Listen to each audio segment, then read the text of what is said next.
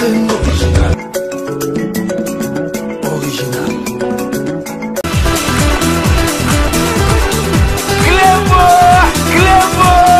Original. Dans les discussions, nous tous, finalement, et je dis bien nous tous, l'histoire rendra compte, on était plus ou moins en train de supplier Tshisekedi. Parce que du point de vue de l'ancrage du peuple, ne nous cachons pas les vérités, il était plus ou moins mieux positionné, tout le monde était unanime là-dessus. Deuxièmement, du point de vue de sa clientèle politique, il a une clientèle beaucoup plus engagée, plus virulente, je dirais même assez religieuse. Malheureusement, Tshisekedi n'était pas, et il nous le disait, c'était un garçon correct, il nous a dit qu'il ne peut pas porter les projets qui consistent à lutter contre la machine jusqu'au bout. Ici, qu'ils ne peuvent pas justifier leur richesse. Ça se voit au vu aussi de tout le monde. Ici, en Europe, je le sais, si on voit que votre train de vie est très élevé, on regarde, on viendra voir par rapport à ce que vous faites, on va voir comment est-ce que vous soutenez ce train de vie. Ok? Aujourd'hui, chez nous, ici, vous avez suivi, il y a un député provincial de Kinshasa qui avait brandi comment dire, les villas de M. à un moment donné. Ok? Personne n'a rien fait. Normalement, le procureur général de la République devait se saisir de ce dossier. Mais si c'était un opposant, il l'aurait fait. Que deviendra M. Kabila? M. Kabila est citoyen congolais. Il a sa place ici au Congo. Il fera ce qu'il voudra. Où je prends la parole pour la première fois devant les conseils de sécurité, je garde en mémoire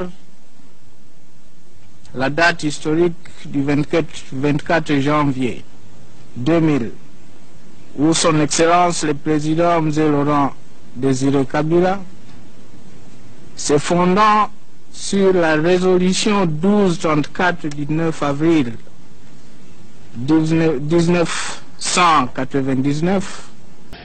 Les maîtres mots chez nous, s'il n'y a pas de revanche, il faut savoir que nous avons pardonné. Parce que nous sommes des chrétiens. Et les deux premières valeurs des chrétiens, c'est 1, l'amour, 2, le pardon. Moi, Félix Antoine Tshisekedi Tshilombo,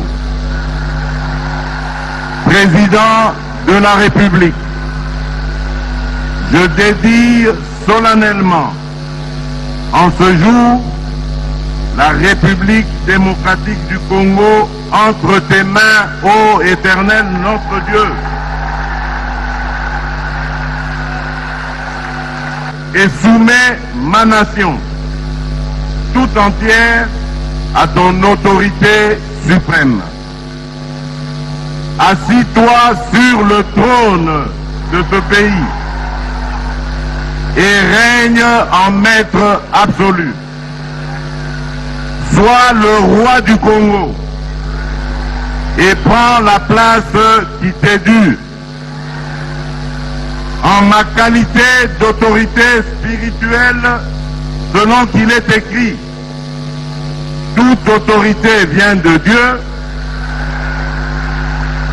et en professant ma foi comme enfant de Dieu, j'annule toutes les paroles négatives qui ont été prononcées sur ce pays.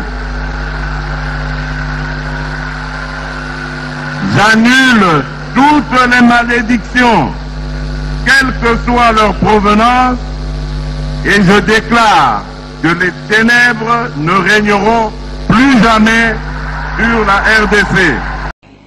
Le Zaïre dans sa diversité, Elingi Koloba, Outina au Zaïre, Outina Kiv, Outina Chab, la Kassai orientale, Kassai occidentale, Bandundu, Bazaïr, Équateur, au Botamana Kinshasa, aux Alinani, aux Ali Zaïrois.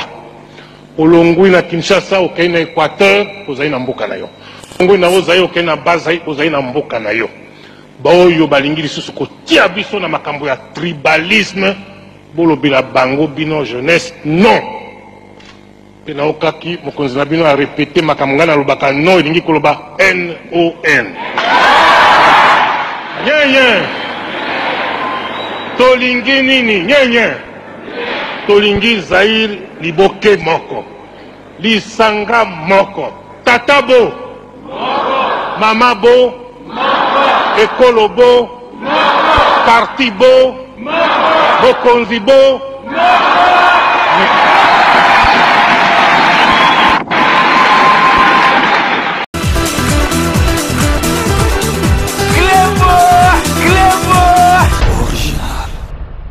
Salut et bienvenue sur clebooriginal.com. Merci de votre fidélité. 5 minutes avec César Ngadi.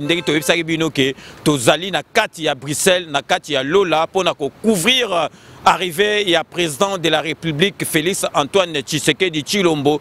Tout le monde est d'accord à prouver Yango na venu na Bruxelles pour batu baloba ki ebele basali ba vidéo ebele bakanisa ki président de la République aza camarade na bango to moni mutu moko aye ko embêter président de la République te pe akoki ko embêter était donc président de la République aye akiti une première dans l'histoire ya Belgique awa ba mona président aye tellement engouement ezalaki makasi bandekone bazalaki ebele président linga kita kiti muke a pesi bango bambote me tellement batu balekaki ebele balaliti na babalabala ba moni moye basa les alités balobi président Kogo bima boite ezali risque banyata batu même tant que ba policier bakangaki nzela donc ba bimisi président na nzela moko boye batu ba mona qui était donc vraiment peuple congolais la kisi na ba belge pe na monde mobimbake président de la République na biso ya Congo azali aimé na population na ye donc avant na kende na masolo nyoso tout nazali ko lakisa bino botala ba extrait oyo eleka ki vraiment na arrivé ya président de la République na aéroport militaire na kati ya Bruxelles botikala bolanda na bilili.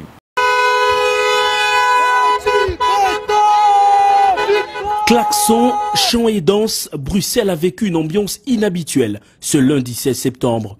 Ce millier de Congolais de la diaspora venus de plusieurs pays d'Europe sont venus accueillir le 5e président de la RDC, Félix Antoine Tshisekedi, en visite officielle en Belgique. 18h55 heure de Bruxelles, l'avion présidentiel atterrit sur le tarmac de l'aéroport militaire de Melsbroek. Au bas de la passerelle, le couple présidentiel est accueilli par le vice-premier ministre, ministre des Affaires étrangères et de la Défense belge, Didier Reynders. La visite du président congolais marque un pas géant dans le processus de revitalisation des relations entre la Belgique et son ancienne colonie. Ces dernières années, les relations diplomatiques étaient très tendues entre les deux pays. La tension s'était encore accentuée quand Kinshasa a décidé de fermer le consulat belge à Lubumbashi et la maison Schengen à Kinshasa en réponse à la rupture des relations diplomatiques par Bruxelles. Depuis son accession à la magistrature suprême, Félix Antoine Tshisekedi a donné le temps d'une révision de ses relations en ordonnant la réouverture de la maison Schengen, qui est une sorte de consulat européen géré par la Belgique, et la reprise de vol de la compagnie d'aviation belge SN. Alors que le cortège présidentiel s'apprêtait à quitter l'aéroport, la foule a pris d'assaut l'entrée du site et a obligé le président de la République à descendre du véhicule.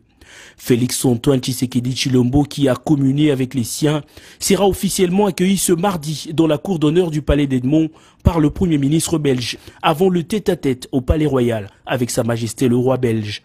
Il est également prévu une réunion gouvernementale à l'issue de laquelle il sera procédé à la signature de lettres d'intention. Je manque les mots. C'est l'enfant du pays. Tout simplement. Donc, Lelo Tozali, mardi, président, donc, Azalaki Penza invité Lelo, na roi belge, à Kendaki, Koguta, na roi belge, Balie, Basali, Bamakambunyo, surtout, lobby mercredi, président Akoyamba, communauté congolaise, journaliste, Batunyo, surtout, na Katia Sal, parce que, Congolais, Bazana Mituna et Belé. Lobby de mercredi, Akoyamba, Bissonyo, surtout, Tokozalakuna, et puis jeudi, Akoyamba Soussou, Batou, un peu en privé, donc vendredi à Tiki Mbokanabiso Oyo Tozali à Nakati, il y a Belgique. Vraiment, tout le monde est d'accord avec le président de la République, Félix Antoine Tshisekedi. Donc, Tozali awa nakata Bruxelles to ebisaki bino toko landa masolo oyo moko toko lakisa bino toko faire vivre bino ce jour ya président de la République na biso parce que tozali ko pesa conseil na bana mboka tozali bandeko toko ko critiquer président de la République na biso toko ko loba soki likambo ezali ko marcher te parce que azali mwana na mboka akoyoka biso na makambo toko loba donc sikoyo nazali ko tiela bino lisusu botala bisengo oyo population ezalaki nango ba congolais bazalaki nango na arrivée ya président de la République na aéroport militaire binomoko boyoka lisusu oyo ba congolais balobaki ezalaki penza pesi biso esengo penza to mona président de la République bazali ko yambe parce que yambala oyo bomoni ke ezali neti kanambe te bazo pesa bambongo congolais azali ko kita ye moko aya ko yamba président de la République na ye bolanda binomoko na bilili.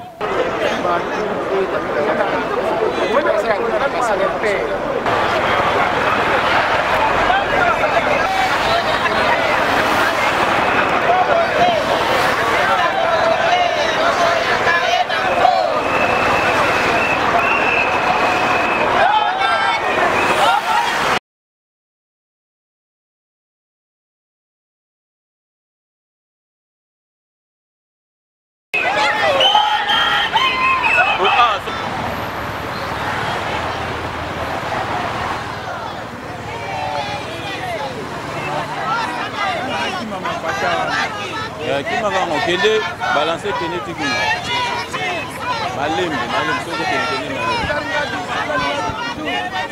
tout le monde est d'accord. César Ngadi ba osambwa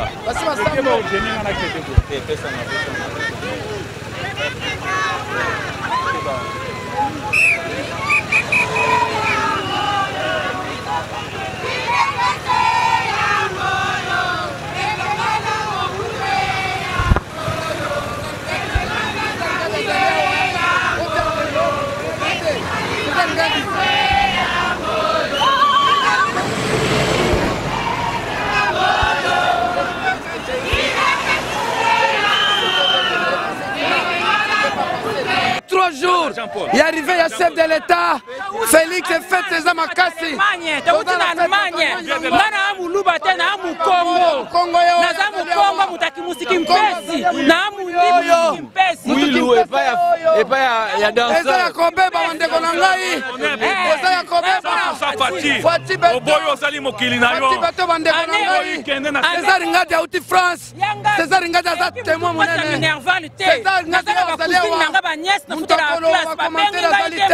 César Ngada outi français. César Ngada a participé fête il y a 3 jours pour notre président Félix Béton de Boulonnais. Au boy qui est d'Afrique et tous autres Sabino boy qui est d'Afrique. Cléboa César Ngadi au événement du siècle. Yamba le vrai Congolais à la tête du pays. Moi Namboka au début Paranaïe Fati c'est une bénédiction aux alliés peuple congolais. Donc il toye Koyamba Pati le peuple d'abord César Ngadi aux alliés Bango Rico Jenny Tiamuna.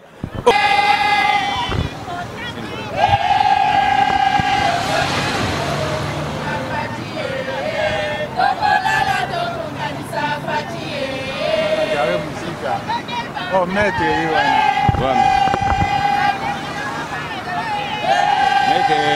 Mettez Chua. Ne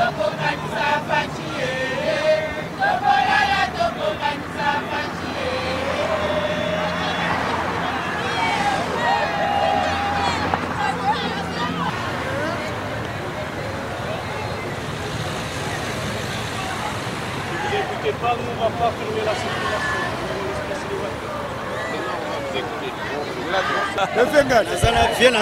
César Ngadi. Voilà.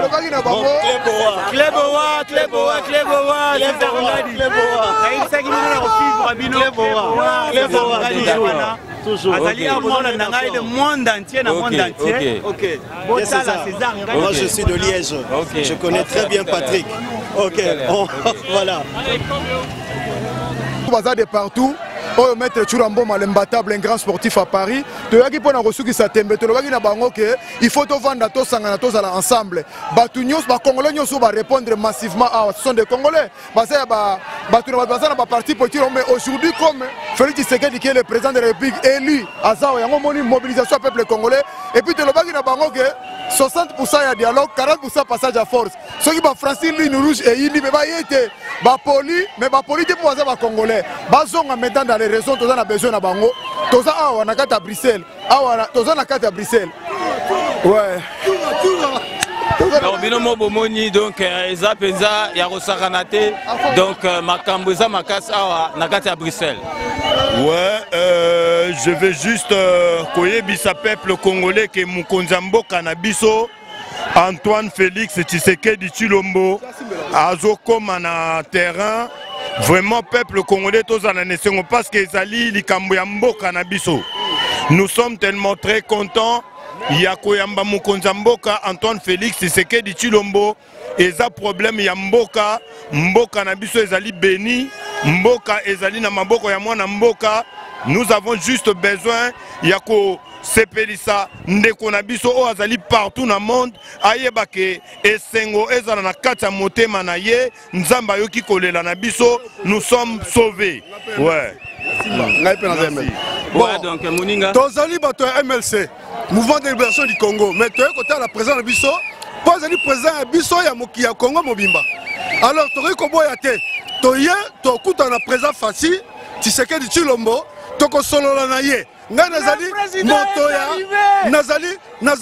ya mouvement populaire ya MLC nazali ya Jean-Pierre Bemba mais nazali na France na ye kaka mpona komona président parce que nazali na masolo ya kosola na ye nazali na bakestion ya kotuna président yango bakestion mibale misato na kotuna président akoyebisa ngai mpe nakoyoka yango ndenge yango wana napesi bino merci natomeli bino merci nani 5 minutes César Ngadi on a sepeli vraiment esengo moko po moni lelo moyen te nalinga na remercier parce que natalaka ba information na yo naza kolala nango so na tieboye casque na mutu pona yo kaka mongongo na yo nezaka tellement elengi ça me berce et puis je peux recommencer 2, 3, 4 fois 5 fois pona landa nini ba information epa na yo na sepeli vraiment na ndenge na moni yo lelo allez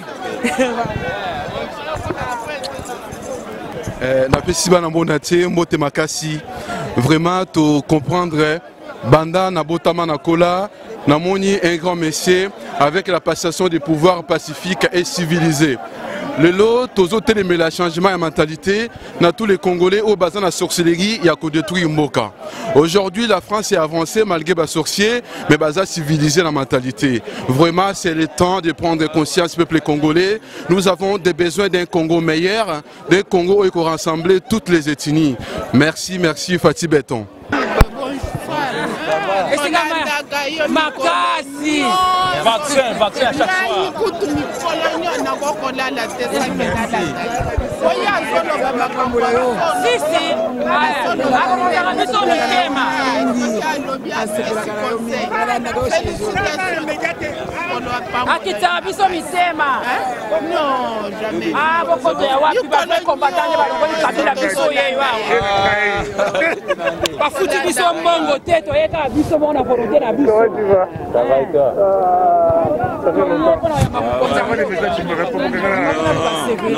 Bon, papa, ngai nazana no mutetela. Nazali kasayen mutetela mais nazana et UDPS. Namoni que non, mokonzo tuzako lukabutu na moyo. C'est le président Fachi. Yo moko moni débordement, tout musique en Allemagne pour accueillir notre chef de l'État. C'est lui que Dieu nous a donné. C'est vraiment une grâce pour le Congo. C'est vraiment une grâce pour le peuple congolais. Nous avons vraiment cousin propre, il y a Jean-Paul Djamba. Cousin propre, il y a Jean-Paul Djamba. Il me connaît, c'est Albert. Donc, madame. Merci. Papa Zouana, nous avons une photo. Na saleli Fachi na ngai Fachi béton ngana na sengo makasi na pesi papa na nga Félix merci mingi ngana zana ba niasi na ngane na kipara ba classe ya bana na bango membalo na yoki na nga mutu pasi te ba bengi na ba onga te ko te ba bengani mwana ezangi $80 oyo mususu ezangi $50 na sepeli mingi bina mako bomoni to yeko yamba awa nga za nga mukongo mundibu musiki mpesi na za nga mutetela muluba te na mundibu musiki mpesi donc na nzimi na nga Fachi puisque za mwana mboka na yebi papa na ye na yebaki papa na ye na yebi bandeko na ye na yebi pana ba ona limité donc aza mwana mboka botala ba vrai combattant biso yo nde to ye awa o to sali ke makile tangi te me tolongoli dictateur na intelligence na sagesse tolongoli mokonzi na biso tana résultat na biso toza kosala bamarche na malili toza kofa malili baneige awa mpona kaka mutu wana akende lelo akei topesi nzambe merci faci na biso umela mama Denise nzambe azwa lokumu mama ya bamama nzambe apambola bino merci. Naza na esengo ya makasi nakoya na esika oyo nauti na Paris nakoya koyamba mokonzi na biso ya mboka oyo tozali kozela vraiment tondi nandimaki te mais vraiment nana esengo moko eleki ngai nakomona bato ya Belgique bato ya France bato ya bamboka kilikili baye mpona koyamba mokonzi na biso mboka na biso Congo ekotaka na libulu tozali koyeba te interlocuteur nini tozala na ye ou tokosola na ye mais grâce ya mokonzi na biso na banzi lelo oyo Congo ekotelema epi bato bakobanda koluka Congo na carte ya Afrique parce que bato mingi soko yebisi Congo RDC c'est quoi ce pays bayebi te ngai yo nazolobela bino naza conseil régional na Île-de-France dans la majorité avec Valérie Pécresse l'air naza koyebisa bango na lobi ke ngana originaire ya Congo et France a adopté ngai or Congo votre pays il est en guerre il est ceci il est cela mais aujourd'hui langage est changé parce que partenariat eko salema toko kota en contact na bakonzi na biso biso to comme pont entre la France et la Belgique et la France et le Congo RDC excusez-moi vraiment esengo etondinga na motema et puis na koleka na émission ya César Ngadi oyo ngana talaka comme ça na sepelaka na ndenge ya lobaka surtout que tokobeta moto wana na mbunzu. Donc si ko etikali penza to beta na mbunzu po bana mboka ba démontrer force na bango en Belgique.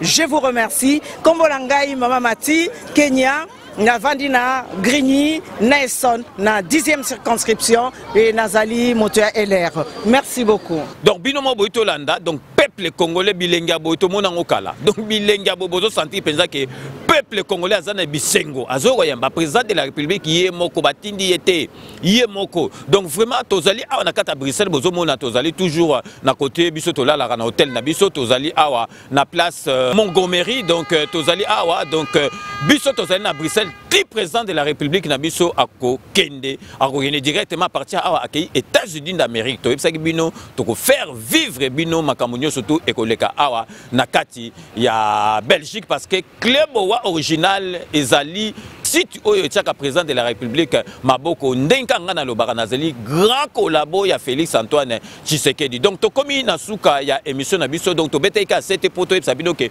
tozali sur place bobangate lobby tozali nakati ya conférence de presse to tchela bino bolanda ba question bato tout ba retourna. Donc ndeka na lobaka je vous laisse le soin d'en tirer vos conclusions et de me faire parvenir vos commentaires comme d'ailleurs vous en avez l'habitude de faire.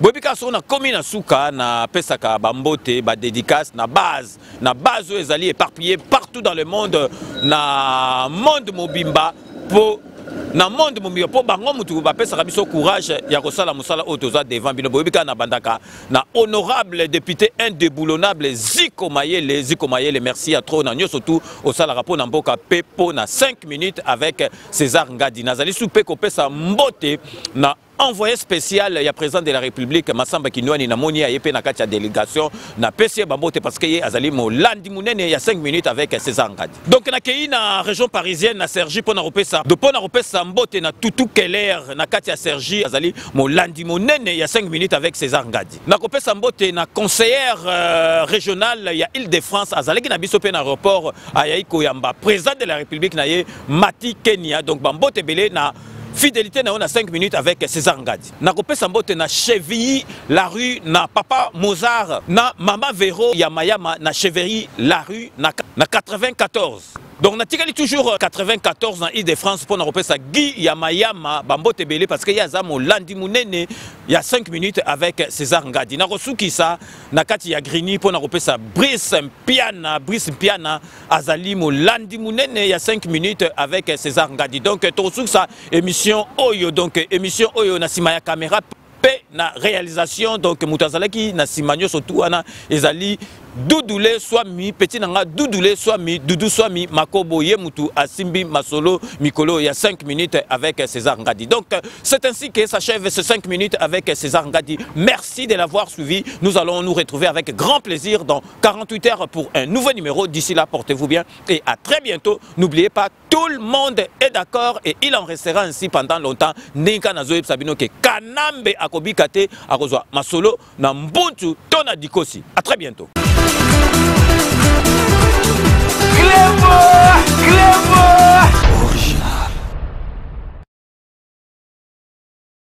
Sepela TV et yena makambu ya sikali susu. O ba chaîne ya France eza na kati. Ba chaîne ya Congo eza na kati. Ba chaîne ya Londres eza na kati. O ngomona makambu ya politique ya sika. O parti AA eza na kati. O parti BB. O CFAIO eza na kati. Ya Sepela TV. Bouquet comme ya muke boye. O tina poche voyager na ngokeno partout lingi. Na bouquet na Sepela TV. Sepela TV. Mais ma biso n'engozo mais ma biso wana 4K. Machine ma daka. Sepela TV. Bienvenue dans le monde de Sepela TV. Sepela TV est le décodeur qui vous permet de suivre les chaînes du Congo en direct de la diaspora.